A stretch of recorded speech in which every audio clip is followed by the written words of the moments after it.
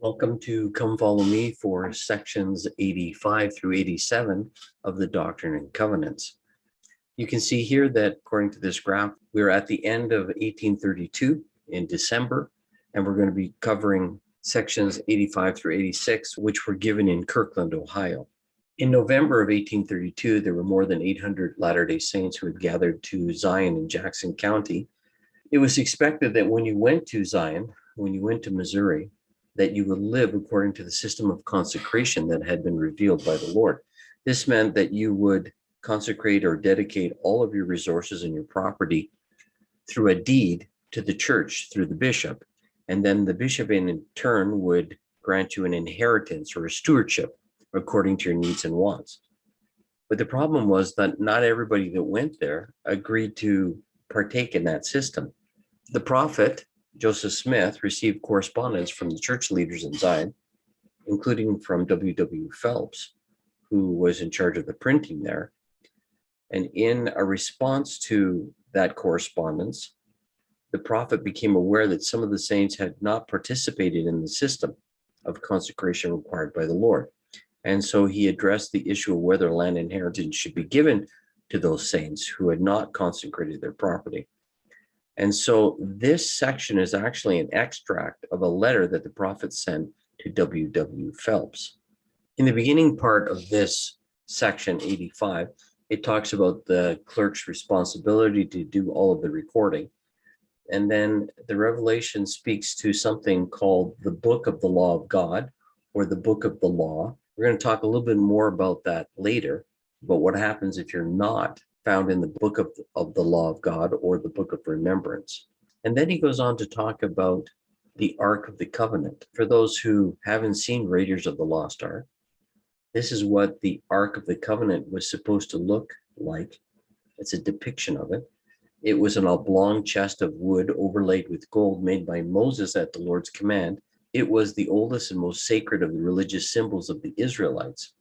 There was the mercy seat, which was on the very top of it, which was regarded as the earthly dwelling place of Jehovah. Now, in the Old Testament, there is a story that, quite frankly, I did not understand very well as a young person. It talks about a man who steadies the ark as it goes over a rough area, and he's struck dead. And I always thought that that was kind of harsh. But you have to remember that the Lord had decreed that only Levites were authorized to touch the Ark of the Covenant. They lived in a time that was very different from today, where laws were very, very harsh. But this is referenced in section 85. And to help us to understand that, let's look at something that President David O. McKay taught. It's a little dangerous for us to go out of our own sphere and try unauthoritatively to direct the efforts of a brother. You remember the case of Uzzah, who stretched forth his hand to steady the ark. He seemed justified when the oxen stumbled in putting forth his hand to steady the symbol of the covenant. We today think this punishment was very severe. Be that as it may, the incident conveys a lesson of life. Let us look around us and see how quickly men who attempt unauthoritatively to steady the ark die spiritually. Their souls become embittered, their minds distorted, their judgments faulty, and their spirit depressed. Such is the pitiable condition of men who, neglecting their own responsibility, spend their time in finding fault with others. The reference here is that Bishop Partridge lost sight of what the goal was, and there was some animosity between the leaders in Ohio and the leaders in Missouri, and that Bishop Partridge, as righteous as he was, kind of slipped up here. And the Lord talks about replacing him if he doesn't get back on track. And he uses the case of Uzzah to help him to understand that sometimes we just have to accept the Lord's will and do it his way. You can see here in verse 7 of Doctrine and Covenants, section 85, that the Lord talks about sending somebody who would be mighty and strong to set in order the house of God. This was a warning that he gave to him prior to talking about the steadying of the ark, which is in verse 8. It was a warning to Edward Partridge that he needed to get back into sync with the prophet and to stop fighting against him. This particular section was used by several people after the announcement of official declaration number 1, where the practice of plural marriage was discontinued. Several splinter groups indicated that prophet was fallen and used this particular scripture about the strong man to set up their own church. This became such a problem that the first presidency issued an official statement in 1905 indicating that because Bishop Partridge had repented and came back into line with the wishes of the Lord through the prophet Joseph Smith, that it was not necessary to send someone to set in order the house of God. Continuing on in section 85, there's reference to what happens if your name is not written in the book of the law. And it refers to an incident that happened right after the time that Lehi left Jerusalem, and the city fell, and many of the inhabitants were taken to Babylon, and then later released 70 years later by Cyrus, who then was the king of Persia, and allowed the Jews to return to Jerusalem. In fact, gave them money, gave them the artifacts from the temple, and allowed them to return home. And when that happened, they began rebuilding Jerusalem. This is all contained in Ezra chapter 2, which we're going to cover in greater detail next year when we talk about the Old Testament. And there were a bunch of people who purported to be priests and Levites whose names were not found in the book of the law or in the book of genealogy that was kept for this purpose, and who were disallowed the ability to act in this office. And so section 85 also talks about the potential for this happening to anyone who's not today written into the book. We're going to talk about this more when we get to section 128, but I just wanted to mention that briefly. Moving on to section 86. In the spring of 1831, the prophet Joseph Smith had made some changes to the New Testament, in particular Matthew 13, which deals with the wheat and the tares. He continued to work on the translation, the Joseph Smith translation, in both the Old and the New Testament. And while he was reviewing Matthew 13 again, in a journal entry from December the 6th, 1832, he recorded that he had received a revelation explaining the parable of the wheat and the tares. Now, if you remember, in this parable, a wicked man had come and sown weeds among the crops, and the Lord used this parable to teach his apostles. In section 86, the Lord goes through in greater detail and explains the meaning of this particular parable. And he also makes some changes that you will note if you compare it back to Matthew 13 to kind of help you to understand better. I'm going to read something from McConkie's Doctrinal New Testament commentary. Traditional tares have been identified with the darnel weed, a species of bearded ryegrass which closely resembles wheat in the early growth period and which is found in modern Palestine. This weed has a bitter taste. If eaten in any appreciable amount, either separately or when mixed with bread, it causes dizziness and often causes you to vomit. I mean, it's basically a poison. And the Lord explains in this section very carefully the meaning of the world and the sowers and the evil one. And so it bears some very careful reading, especially if you compare and contrast what he said 2,000 years ago and what he said 200 years ago. After explaining the meaning of what happens in section 86, near the end, you see here in verses 9 and 10 that the Lord talks about the priesthood and about being the lawful heirs according to the flesh. Therefore, your life in the priesthood remained and must remain through you in your lineage until the restoration of all things. I think the most important part is in verse 11. Therefore, blessed are ye if you continue in my goodness, a light unto the Gentiles through the priesthood, a savior unto my people Israel. The prophet explained this to us in October 1990 General Conference address when he said, you are one of God's noble and great spirits held in reserve to come to earth at this time. In your premortal life, you were appointed to help prepare the world for the great gathering of souls that will precede the Lord's second coming. You are one of the covenant people. You are an heir to the promise that all the earth will be blessed by the seed of Abraham, and God's covenant with Abraham will be fulfilled through his lineage in these latter days. I think sometimes we wonder why the Lord has left so much evil to grow with the good. And I think this parable explains very clearly to us that we're living in a time that has great evil. But he can't pull out all the evil. He has to allow it to grow together with the good, to shape us and to help us to become who we are to become, and to allow us the opportunity to grow and to be this blessing that Abraham talks about to the world, to help gather in people who are of the covenant. The Lord wants us to rise up to this challenge and to become these great and noble spirits, to reach the full measure of what we can become, to do his work.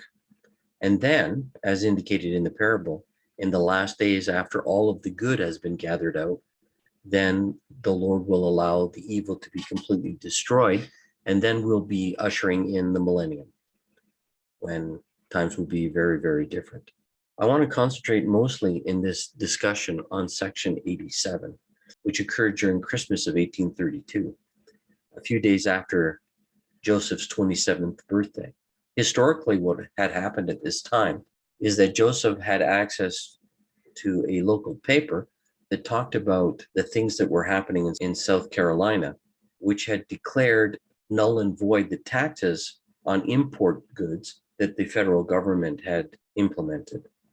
This created a crisis which looked like was going to end up in a war. The taxes were established to protect the manufacturers in the north from foreign competition. But the southern farmers found it very, very unfair. They did not want to pay more for goods that their region did not produce. And so Andrew Jackson, who was the president of the United States at the time, issued a proclamation where he warned that if South Carolina didn't come into line with the taxes, that there would be a war. Now, Joseph followed this conflict very closely through the local newspaper. He attached a note in his history, in his personal history, about the people of South Carolina declaring their state a free and independent nation and wanting to secede from the Union, and President Jackson's retort to them. And then he was given this prophecy on war, which became Section 87, which he dictated to his clerk, Frederick G. Williams, on Christmas Day. Now, originally, this was not included in the Doctrine and Covenants, but was included subsequently when Brother Pratt redid a printing of the Doctrine and Covenants in the late 1800s. Let's read a few verses from the section. Verily, thus saith the Lord concerning the wars that will shortly come to pass, beginning at the rebellion of South Carolina, which will eventually terminate in the death and misery of many souls. The time will come that war will be poured out upon all nations, beginning at this place. As I was doing some historical studying on this, a lot of people point to the fact that war changed at this time. Of course, the war doesn't break out for another 30 years, but in the Civil War, what happened here was that there had been war on the earth for millennium, of course, but there had been long periods of time when there was no war. But since the time of the Civil War to our present age, the earth has been almost continuously at war. And in fact, millions and millions of people have died as a result of war. And untold other millions have lived in misery from this continuous war that's been going on upon the earth. If you look at the little C here, it refers you to section 130, where Joseph Smith very clearly states, I prophesy in the name of the Lord that the commencement of difficulties which will cause much bloodshed previous to the coming of the Son of Man will be in South Carolina. It may probably arise through the slave question. This a voice declared to me while I was praying earnestly on the subject December 25th, 1832. So, of course, this revelation was given much later, but refers back to the clarification of section 87. It goes on to talk about the southern states being divided against the northern states, and then the southern states will call upon other nations and specifies in particular Great Britain. And that Great Britain will subsequently in later years call upon other nations in order to defend themselves against other nations, and then the war shall be poured out on all nations. Of course, this refers to the First World War and the Second World War, and a time when we basically had continuous war on the earth in fulfillment of this prophecy. In verse 4, it talks about slaves rising up against their masters. A lot of people have thought that this pertained only to the Civil War. But you have to know historically at this time in the 1860s, when the Civil War happened, that there were other people throughout the whole world. In fact, a vast majority of the world lived under what we would call slave-like conditions. If you consider what happens in China with the rebellions that occur there, where millions and millions of people were killed, and then what happens in Russia when the serfs rise up in rebellion against their, I guess we would call them masters. This prophecy is very, very accurate in that it talks about people rebelling against their governments, people rebelling to have freedoms. It continues on and it talks about sword and bloodshed, and the earth will be mourning, and famines and plagues and earthquakes. I mean, if you just look at earthquakes, at the number of earthquakes that have happened and continue to happen and have accelerated in happening over the last 100 years, it becomes very eye-opening. Perhaps on Wednesday, we'll talk about that a little bit more in detail. Then in verse 7, it talks about the cry of the saints coming up to the ears of the Lord of Sabaoth. Now, a lot of people misinterpret that to think Sabbath, the Lord of the Sabbath, but in fact, it refers to the Lord of hosts, which is an Israelite military term. And then he talks about we need to stand in holy places and be not moved until the day of the Lord cometh, for behold, it cometh quickly. Of course, the Lord's idea of quickly is somewhat different than ours. Just want to go back to verse 6 for a moment. And it talks about this war and bloodshed that will continue upon the earth and accelerate. And then it says at the very end of verse 6, until the consumption decreed hath made a full end of all nations. So it talks about the complete destructions of all nations, which of course is talking about the millennium. And therefore, because of the wars that are going to be happening and that are happening in our day and that have been happening since the time of this prophecy, we need to stand in holy places. We need to keep our covenants and to do what the Lord will want us to do so that we can be protected. Now, after this revelation was given, after this prophecy was given, to the great surprise of all, President Jackson actually orchestrated a compromise where he lowered the tariffs, the taxes, and was able to bring South Carolina into conformity with the law. And so this peaceful resolution kind of pushed back the crisis. I say push back because it eventually reared its head again. 3 decades after Doctrine and Covenants, Section 87 was received, Abraham Lincoln was elected as the US president, and Abraham Lincoln was very vocal about being against slavery. This further triggered the idea, the concept of this cessation from the Union that had been simmering for decades in South Carolina. And they finally did, in fact, secede, and which began the Civil War. It triggered this war between the North and the South, where a lot of death and misery resulted. The South did, in fact, call upon Great Britain for help. Great Britain felt that they needed to support the Southern states because in their industrial process, they needed cotton, and they needed the cotton that came mostly from the United States. Meanwhile, the Saints had moved west into the Salt Lake Valley and pretty much missed all of the misery that happened as a result of the Civil War. It's interesting to note that when the Civil War did break out, that the Philadelphia Sunday Mercury, which was a paper, published this particular article entitled A Mormon Prophecy. And they talk about, I'll just read what it says here. We have in our possession a pamphlet that was published in Liverpool in 1851. The article began referring to the Civil War prophecy. In view of our present troubles, this predicament seems to be in progress of fulfillment, whether Joseph Smith was a humbug or not. The article reprinted the entire prophecy and then noted how events were fulfilling it and concluded regarding Joseph Smith, have we not had a prophet among us? So after the South attacked Fort Sumter and it surrendered, apparently the Mercury editors, the newspaper editors, remembered hearing about this prophecy. They had scoffed at a youthful missionary at that time, Orson Pratt, who had kept a personal copy of the prophecy in his pocket and who had used it doing his missionary work. Elder Neil A. Maxwell noted the continuous number of wars that have been fought in the modern era. Alas, though we are asked to be peacemakers, we do not live in a time when peace has been taken from the earth. War has been the almost continuing experience of modern man. There have been 141 wars, large and small, just since the end of World War II in 1945.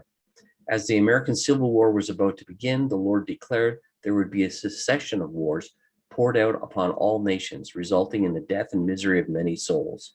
Moreover, that continuum of conflict will culminate in the full end of all nations. Meanwhile, let mortals, if they choose, put over-reliance upon mortal arms. As for us, we shall put on the whole armor of God, and in the midst of such affliction, if we are righteous and we die unto him, and if we live unto him. Elder Dennis B. Neuenschwander explained the following. 3 times in the Doctrine and Covenants, the Lord counsels his people to stand in holy places. The context of his counsel is all the more significant as we look at the current condition of our world. Desolating disease, persecution, and war have an all too familiar face and have imposed themselves into our daily experience. Just think of what COVID has done. In the face of such perplexing problems, the Lord counsels, behold, it is my will that all they who call on my name and worship me according to mine everlasting gospel should gather together and stand in holy places. Of course, holy places means everything from the temple to our chapels down to our homes. Brothers and sisters, despite all the things that are happening in the world today and all the turmoil that has occurred, we can be safe in knowing that the Lord has explained to us, that has counseled to us, that we should stand in holy places, that we should keep our covenants. I testify that if we do this, regardless of what happens in the world around us, that the Lord will watch over us. The Lord knows what he's doing. The Lord has a perfect knowledge of what's coming forth. The Lord knows what we need in our time to help us see us through these difficulties. The Book of Mormon was written for our day. 1/3 of the Book of Mormon talks about times in war, of what we should do and how we should handle ourselves. And as we continue to keep our covenants and stay close to the Lord and read our scriptures, in particular the Book of Mormon, the Lord will comfort us and help us through these difficult times. And of this I testify in the name of Jesus Christ. Amen.